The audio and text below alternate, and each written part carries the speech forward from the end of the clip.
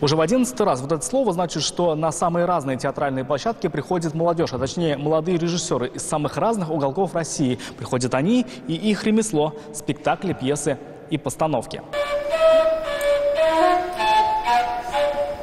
Молодое поколение больше всего чувствует пульсацию времени.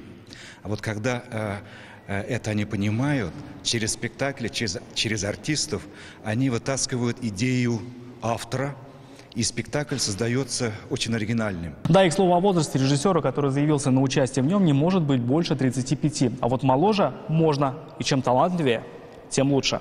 Меня радует то, что молодежь уже видит что-то большее, чем, допустим, мы. Но мы уже поколение, которое все-таки прожили какое-то время. Прекрасно играли. Я как раз на первом ряду сидел, еще слов нет. Вы копались в его карманах? Не твое дело, копался, не копался.